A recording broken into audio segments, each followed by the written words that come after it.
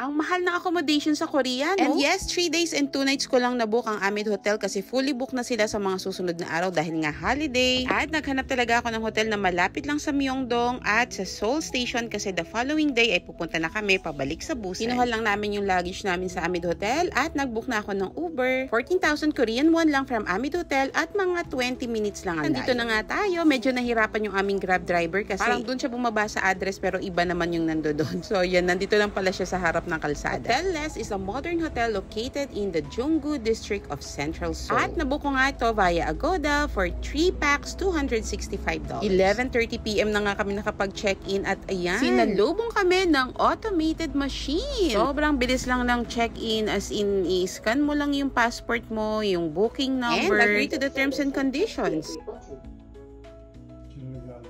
Galing. Gusto ko mo ang galing. Wow. Bano yan?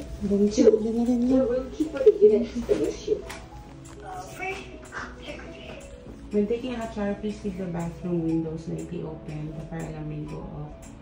Now, the air conditioner will be turned on, the red button. How to check? Oh, dito rin tayo mag-check.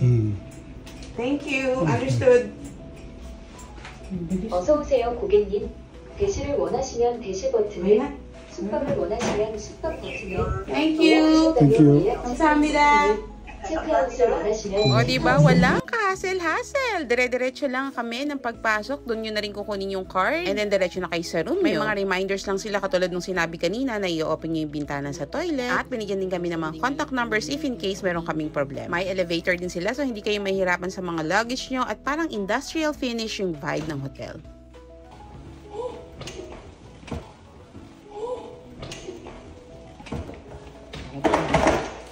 Natakot mo. Ay, ang ganda. May ano po.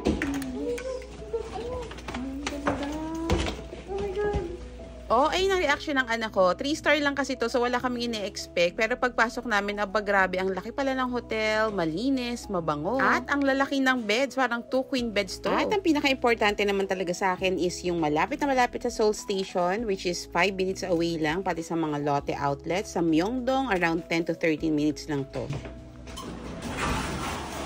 Oh, not bad din oh. Parang ilang. Yeah. Kasi na. Chinelas. Oh, ang laki din, B.